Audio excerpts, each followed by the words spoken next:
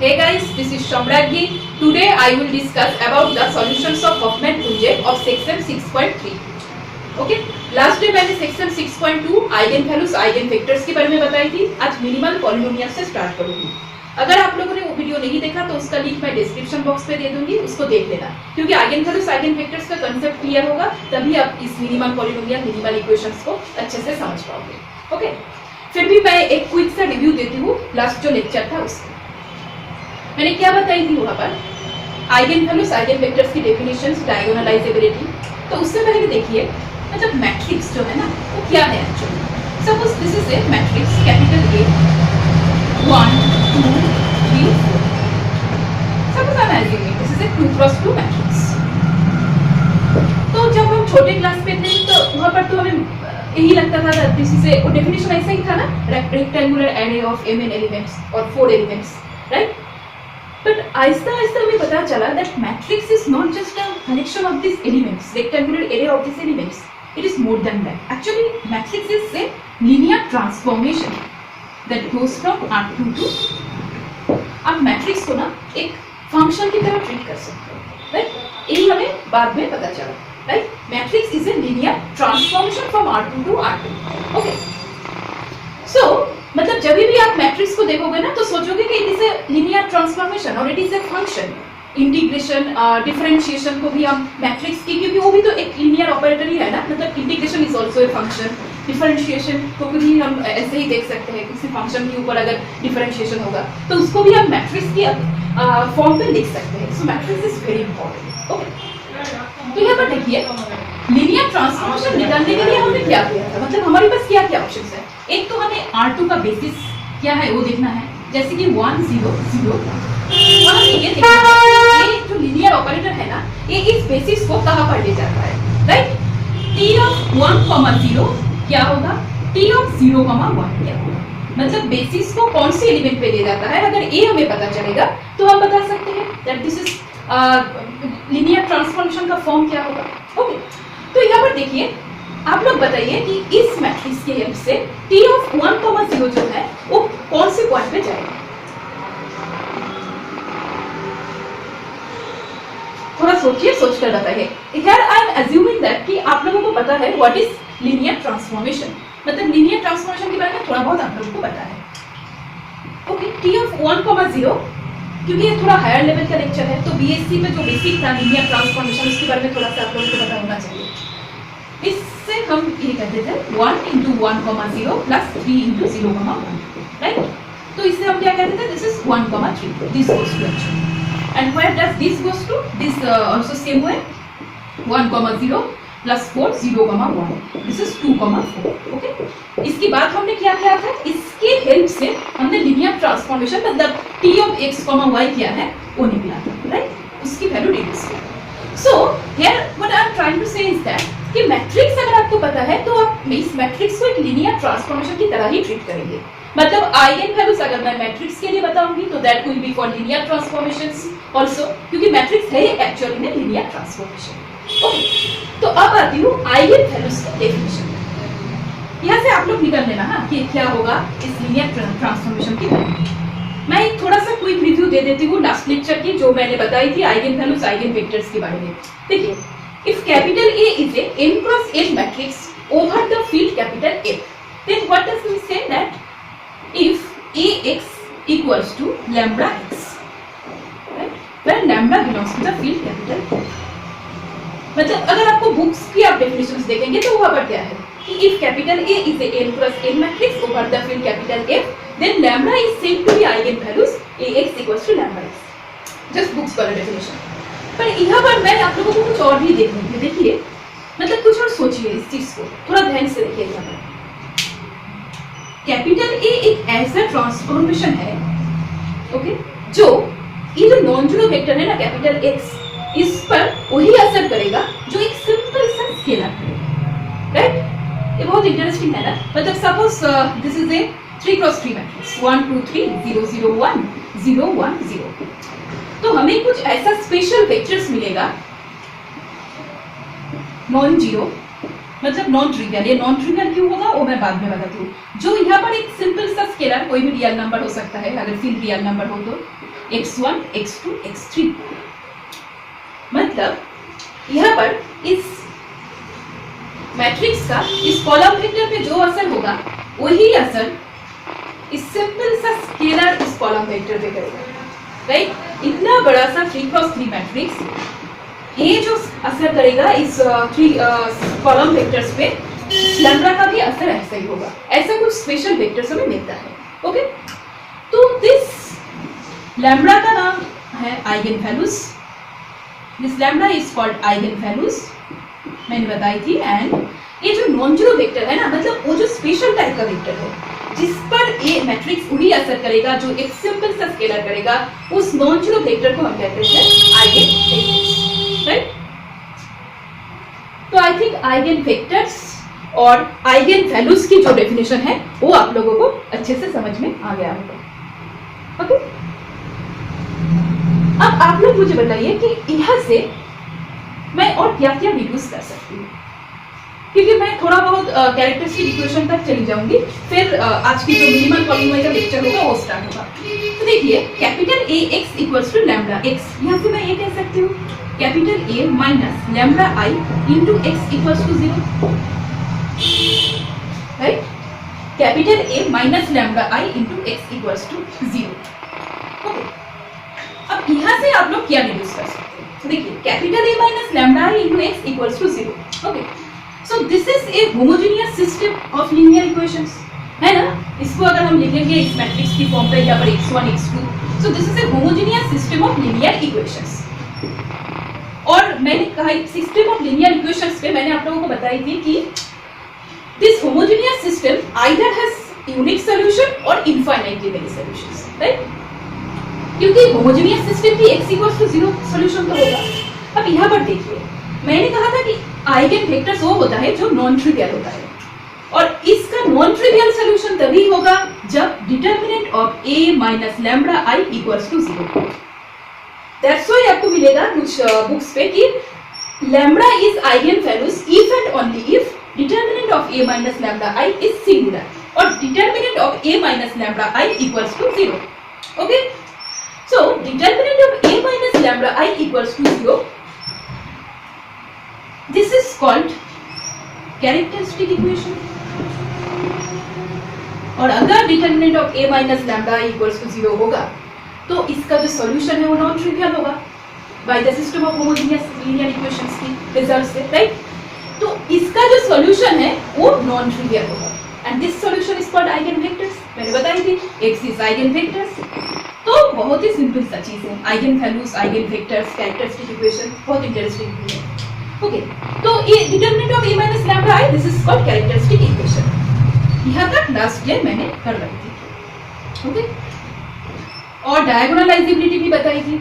तो डायगोनलाइजेबिलिटी का जो डेफिनेशन है वो भी देख लेना कि if a matrix is similar to a diagonal matrix then we say that the matrix is diagonalisable. Okay, तो आज का जो लेक्चर है वो स्टार्ट होगा एनिहिलेटिंग पॉलिनोमियल से, क्योंकि मिनिमल पॉलिनोमियल जानने से पहले आप लोगों को एनिहिलेटिंग पॉलिनोमियल का डेफिनेशन पता होना बहुत जरूरी है। Annihilating polynomial, let f of x be a polynomial of x and capital A be a square matrix of order n plus n. Okay, then if f of a equals to 0, we will say that imply f of x annihilates a.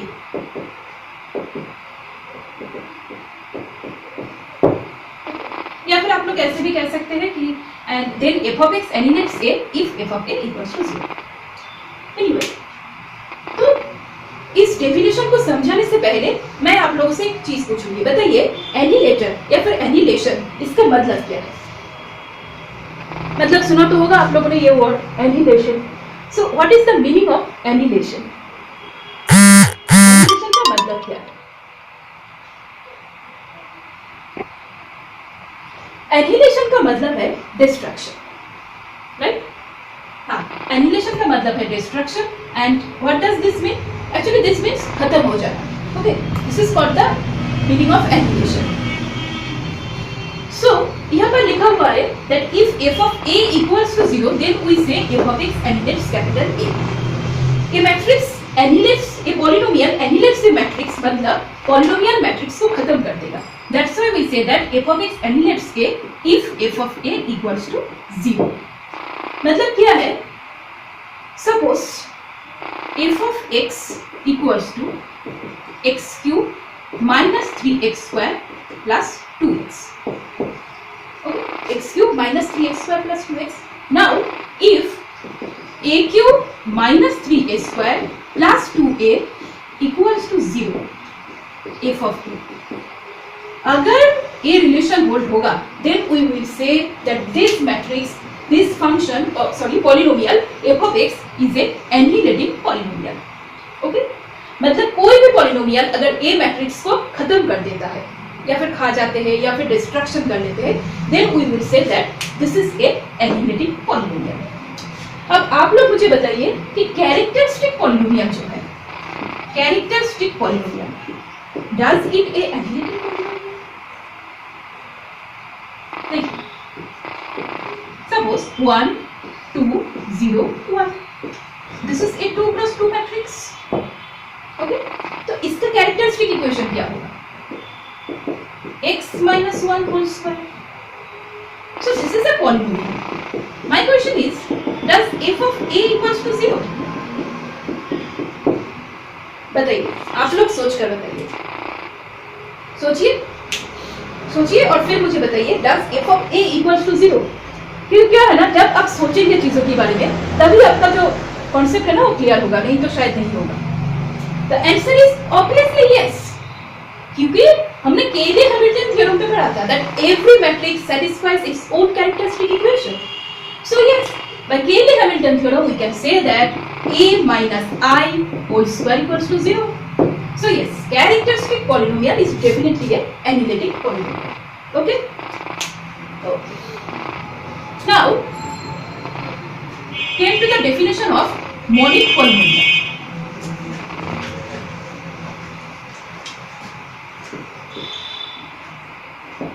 Monic polynomial.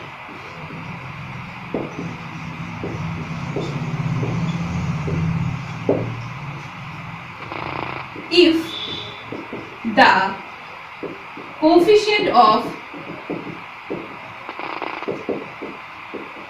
highest degree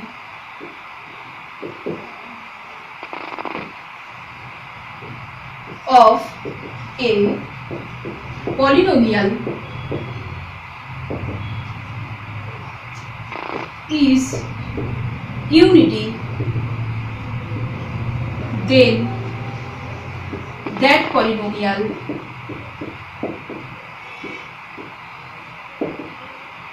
is called monic polynomial.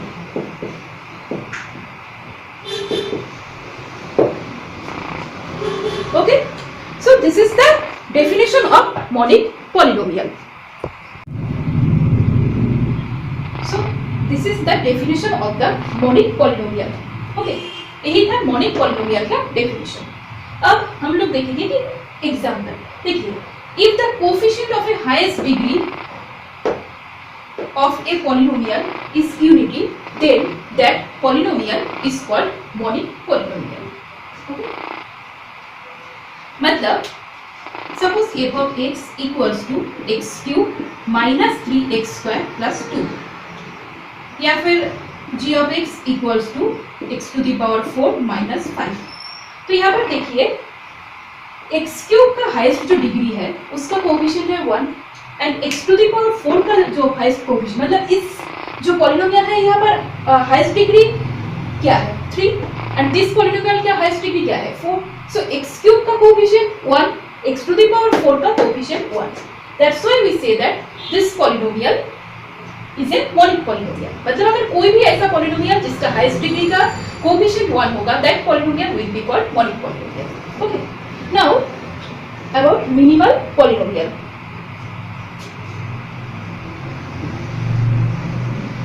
What is the definition of minimal polynomial? Minimal polynomial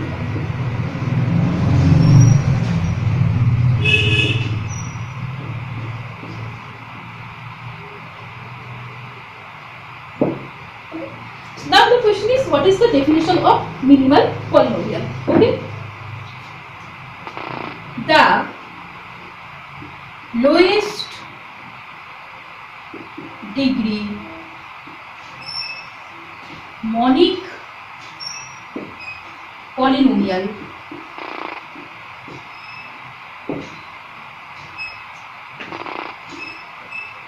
that annihilates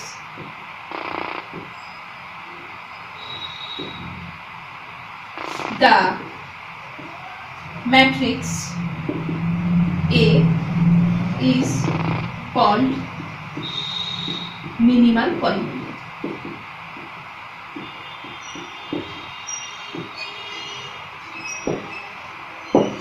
okay, so यहाँ पर देखिए मैं monic polynomial को analytic polynomial को short पे AP पे denote करूंगी आने वाले लेक्चर्स पे और मिनिमल पॉलिनोमियल को MP.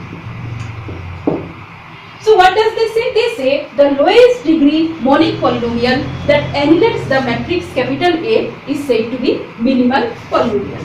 Okay.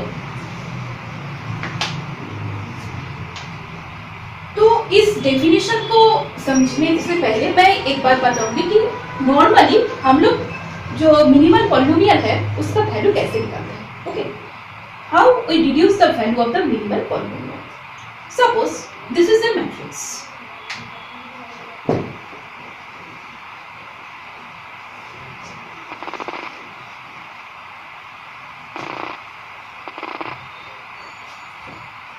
Suppose this is a matrix capital A.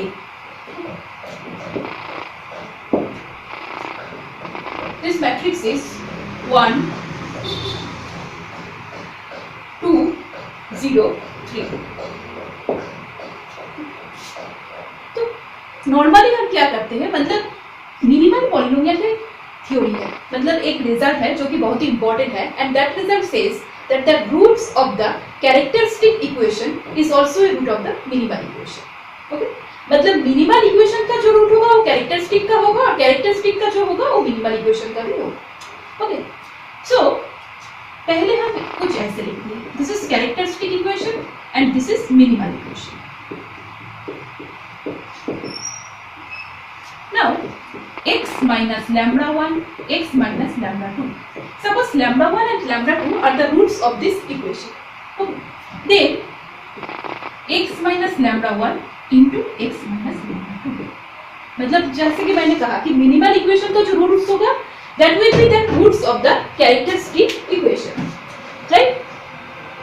तो आप लोग बताइए कि यहाँ पर मैंने मिनिमल इक्वेशन जो लिखा कैरेक्टरिस्टिक इक्वेशन भी वही लिखा. ऐसा तो हो नहीं सकता कि दोनों ही सेम है, तो फिर अलग अलग नेम क्यों है? तो द आंसर इज ना, दोनों ही सेम नहीं है. डिफरेंस क्या है? डिफरेंस है पावर पे. यहाँ पर k1, यहाँ पर k2, यहाँ पर k1 डैश्ड, k2 डैश्ड. मतलब डिफरेंस तभी होगा जब पावर में डिफरेंसेस होगा. Okay, this is the basic difference between characteristic equation and minimal equation. So तो ऐसे हम निकालते हैं. ओके, उसके बाद हम देखते हैं कि दिस इक्वेशन मैट्रिक्स सेटिस्फाई करता है या नहीं. तो चलिए, मतलब this is the way of forming the minimal polynomial और मिनिमल इक्वेशंस. ओके, तो यहाँ पर देखिए the lowest degree monic polynomial that eliminates the matrix capital A is called minimal polynomial. मतलब जो कैरेक्टरिस्टिक इक्वेशन है ये भी तो एक टाइप का एनालिटिक पॉलिनोमियल है, right?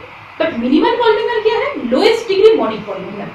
Lowest degree, that's why the name is minimal, the minimum degree or the lowest degree. मतलब यहाँ पर देखिए, एक्चुअली यहाँ पर कैरेक्टरिस्टिक और मिनिमल पॉलिनोमियल सेम ही होगा. मैं और एक एग्जांपल लेकर दिखाती हूँ. इसको नहीं, आइडेंटिटी मैट्रिक्स ले लेते हैं. 1 0 0 1. Okay, this is a 2 cross 2 identity matrix. तो यहाँ पर देखिए कैरेक्टरिस्टिक इक्वेशन क्या होगा?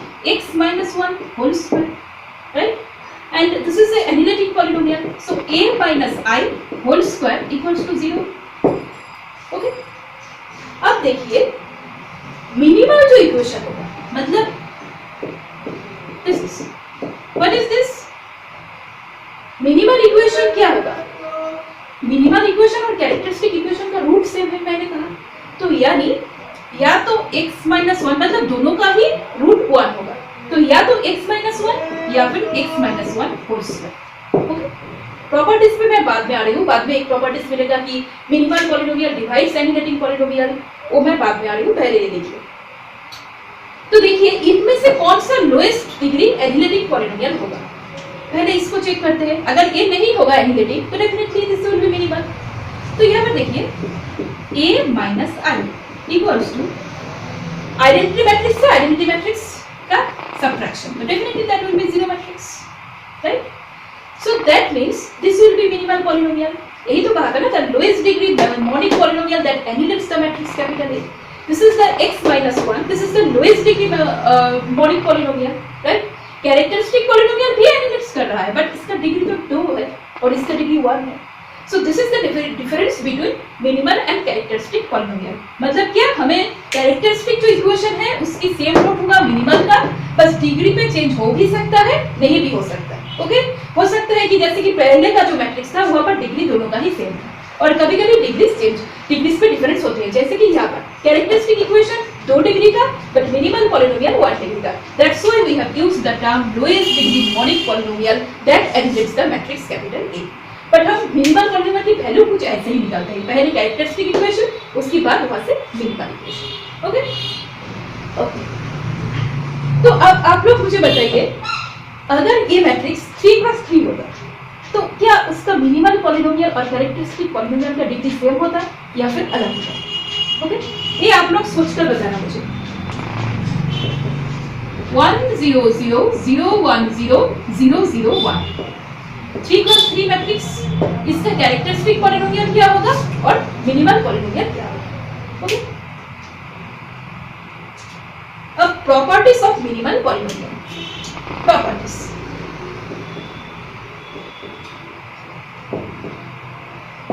Number 1, minimal polynomial divides analytic polynomial. मैं शॉर्ट पे लिख रही हूँ, मैंने कहा था कि मिनिमल पॉलिनोमियल को मैं एम भी देकर डिनोट करूंगी। Minimal polynomial divides analytic polynomial. Okay, number 2, minimal polynomial divides characteristic polynomial.